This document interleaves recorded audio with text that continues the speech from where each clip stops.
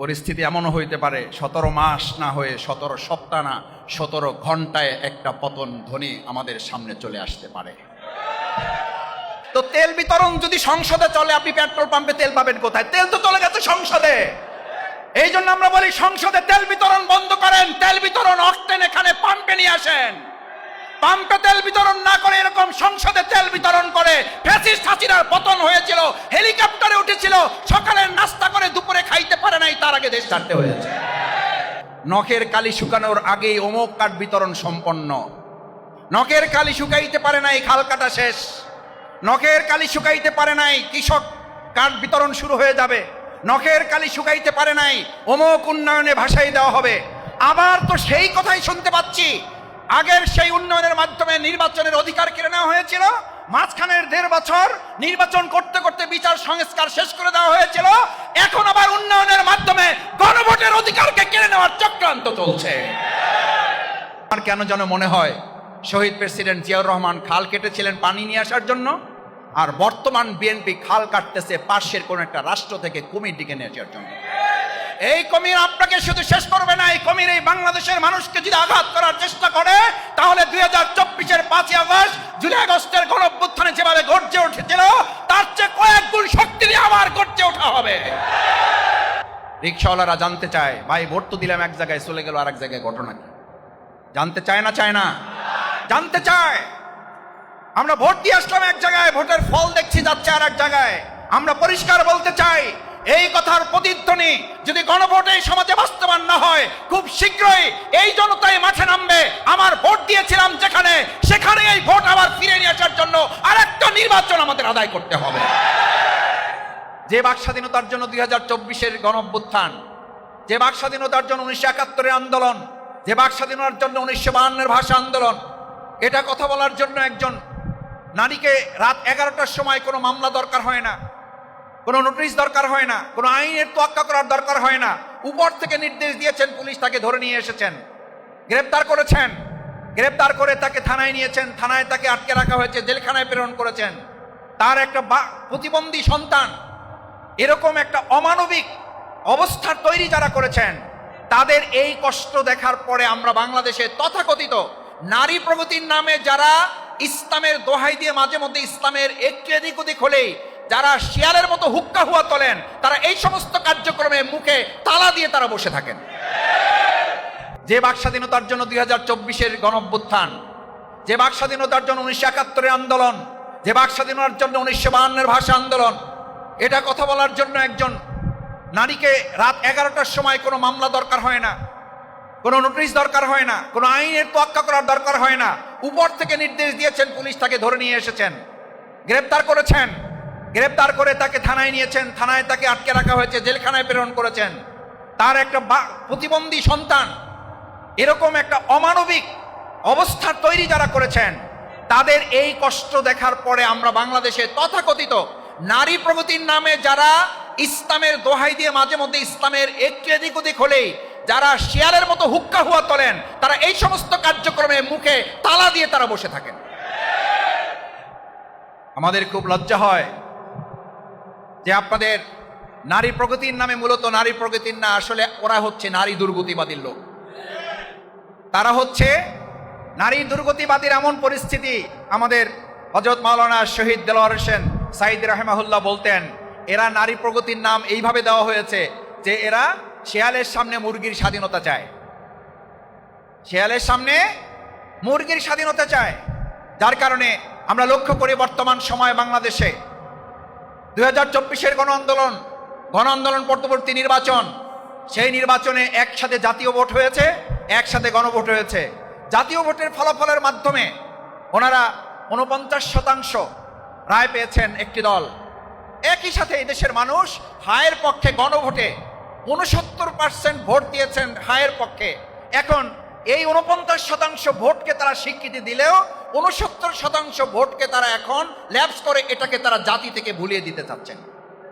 আচ্ছা, আমরা জিজ্ঞেস করতে চাই, একই দিনে দুটো ভোটের একটা অংশকে যদি কেউ মেনে আর একটা অংশকে অস্বীকার করেন, তাহলে বুঝতে হবে ওই অংশকে অস্বীকারের মধ্য দিয়ে আপনারা আগামী দিনে 69% জনশক্তিকে চ্যালেঞ্জ করছেন এবং তাদের মুখোমুখি হয়তো আপনাদেরকে হতে হবে।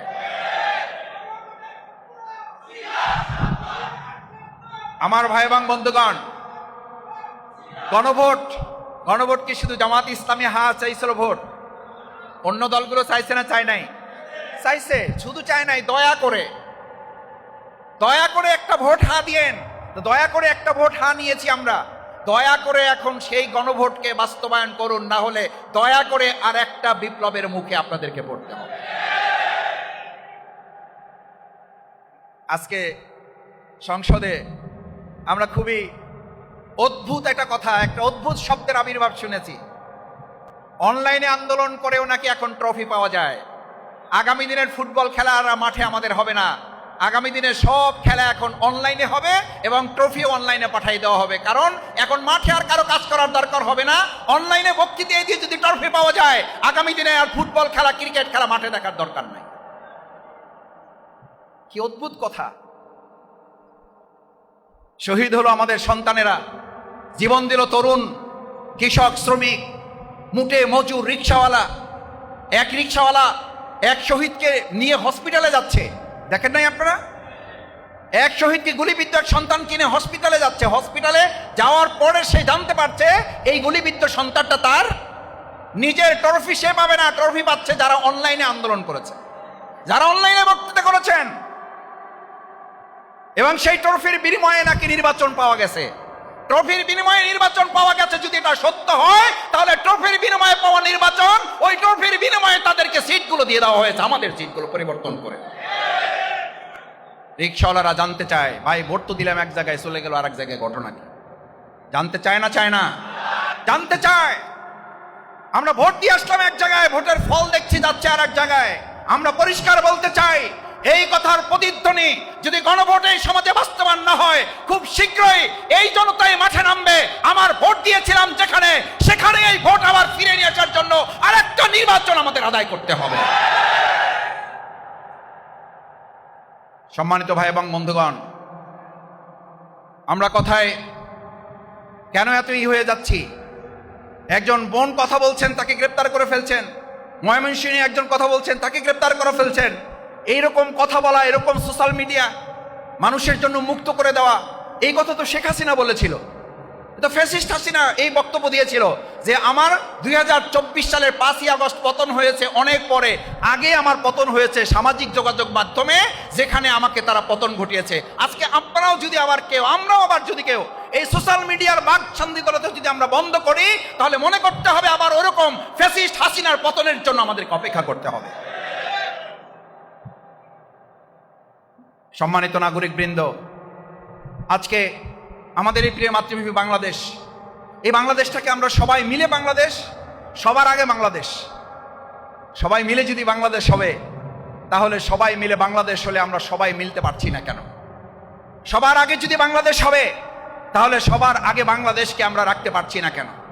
সবার আগে বাংলাদেশকে আমরা প্রায়োরিটি দিতে পারছি না কেন? অগ্রাধিকার দিতে পারছি না কেন? আমাদের সংস্কার আমরা ভুলে যাচ্ছি কেন? আমরা সংস্কারকে এখন সংশোধনের মধ্যে ফেলে দিচ্ছি কেন? অথচ 31 দফা, যে 31 দফার মাধ্যমে জনগণের কাছে আমাদের বাংলাদেশের বর্তমান সরকারি দল বিএনপি মানুষের কাছে ভোট চেয়েছিল, সেই 31 দফার 1 নম্বর কি? সংস্কারের ভিত্তিতে তারা এই দেশটাকে এগিয়ে নিয়ে যাবে। অথচ সেই সংস্কার শব্দটাই তারা এখন আর শুনতে নারাজ। বলেছে সংস্কার বলে কিছু নাই, যা আছে সংশোধন। আমি আজকে একটা কথা জিজ্ঞেস করি মতিঝিলের ভাইয়েরা, সম্মানিত নাগরিক বৃন্দ, গোটা বাংলাদেশ আন্দোলনে ছিল, তার মধ্যে মতিঝিল তো একটা উত্তপ্ত গর্বের মধ্যে আপনারা ছিলেন। আপনারা কি কোথাও রাস্তায় মিছিল করেছেন এটার জন্য যে সংশোধনের জন্য আমরা রাস্তায় নেমেছি, নাকি সংস্কারের জন্য নেমেছিলাম? আমাদের সন্তানেরা রাস্তায় কি অ্যামেন্ডমেন্ট লিখেছিল নাকি রিফর্ম লিখেছিল?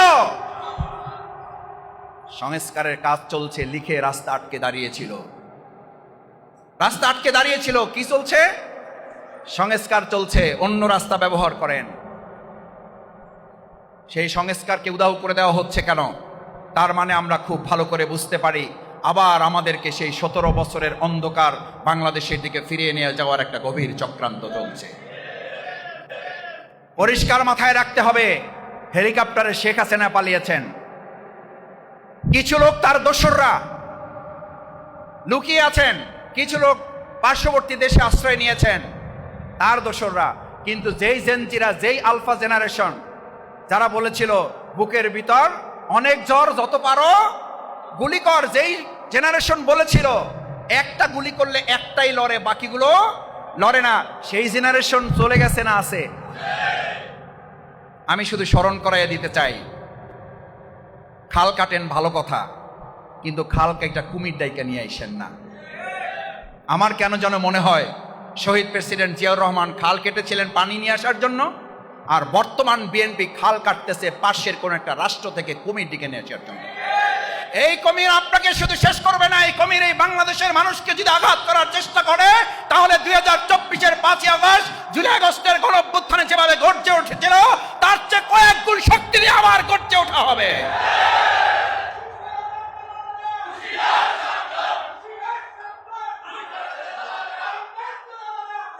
আমার ভাইয়েরা, আপনারা, আমি বুঝতে পারি বক্তব্য শুনতে চাইবেন না, কারণ আপনাদের গান গজল, তারপর কৌতুক, এগুলো লাগবে, শুনবেন। আমি কথা শেষ করে দেব। আমি একটা কথা বলে শেষ করি। মনে আছে আপনাদের 17 সাল কালভার্ট, ব্রিজ, সেতু, উন্নয়ন করতে করতে নির্বাচন নাই, হাওয়া। উন্নয়ন করতে করতে নির্বাচন আর ভোট বলে কিছু নাই, সরিয়ে দেওয়া হলো। এরপরে 2024-এর 5ই আগস্টের পর আবার একদল এসে দেখলাম নির্বাচন করতে করতে বিচার আর সংস্কার ভুলাই দেওয়া হলো। ভালো করে বুঝেন, 17 বছর ছিল উন্নয়ন, নাই কি নির্বাচন। এরপর 1.5 বছর খালি নির্বাচন, নাই বিচার আর সংস্কার। লাগবে না, এগুলো পরে আমরা এসে করব। আরে ভাই, আপনারা এসে করবেন, এটা বলছিল কি আপনাদের? তার মানে বোঝা যায় যে এরকম একটা ষড়যন্ত্র হবে, এটা আপনারা আগেই ঠিক করে রেখেছিলেন। এটা বলার জন্য এটা বলি নাই। নির্বাচন করতে করতে বিচার এবং সংস্কার শেষ। এখন আইসা আবার 2026-এর 12ই ফেব্রুয়ারি নির্বাচনের পর শুনতেছি 28 দিনে 28 উন্নয়ন প্রকল্প বাস্তবায়ন। নখের কালি শুকানোর আগেই অমোক কার্ড বিতরণ সম্পন্ন। নখের কালি শুকাইতে পারে নাই, খাল কাটা শেষ। নখের কালি শুকাইতে পারে নাই, কৃষক কার্ড বিতরণ শুরু হয়ে যাবে। নখের কালি শুকাইতে পারে নাই, অমোক উন্নয়নে ভাসাই দেওয়া হবে। আবার তো সেই কথাই শুনতে পাচ্ছি, আগের সেই উন্নয়নের মাধ্যমে নির্বাচনের অধিকার কেড়ে নেওয়া হয়েছিল, মাঝখানের 1.5 বছর নির্বাচন করতে করতে বিচার সংস্কার শেষ করে দেওয়া হয়েছিল। এখন আবার উন্নয়নের মাধ্যমে গণভোটের অধিকারকে কেড়ে নেওয়ার চক্রান্ত চলছে।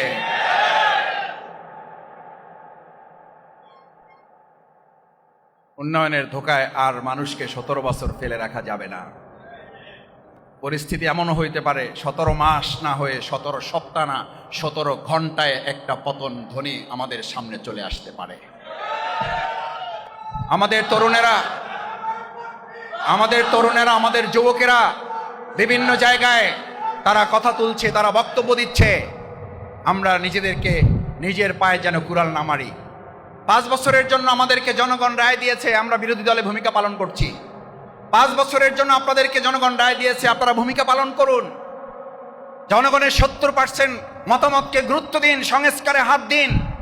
সংস্কারের জন্য নতুন একটা প্রেক্ষাপট তৈরি হয়েছিল, সেই সংস্কারই যদি না হয়, তাহলে আমার ফ্লাইওভার আর যমুনা সেতু আর আমাদের পদ্মা সেতু করেও কিন্তু ওই সরকার রক্ষা পায় নাই।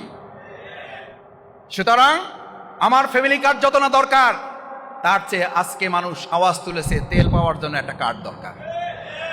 আমি সেদিন বলেছিলাম একজনকে, সংসদ থেকে বের হতে হতে 2-3 এমপিদের সাথে তো দেখা হয়, তো সরকার দলীয় এমপিরাও সিরিয়াল দিয়ে বের হতেছে, আমরাও বের হতেছি। তো হাত মিলাইতে বলতেছিলাম, মজা করে, আমরা কাছাকাছি আর কি এমপি, তরুণ বয়সের। আমি বলতেছিলাম যে ভাই, তেল পাম্পে পাবেন কি করে? তেল তো সব নিয়ে এসে জমা করা হয়েছে সংসদে। বক্তৃতা দেওয়া হয় 7 মিনিটে, 7 মিনিটের বক্তৃতায় 6 মিনিট 59 সেকেন্ড শুধু তেল বিতরণ চলে। 1 সেকেন্ড এলাকার কথা বলার টাইম পায় না। তেল বিতরণ যখন শেষ হয়ে যায়, তারপরে বলে মাননীয় স্পিকার, আমার এলাকার কথা বলার জন্য 2 মিনিট সময় চাই।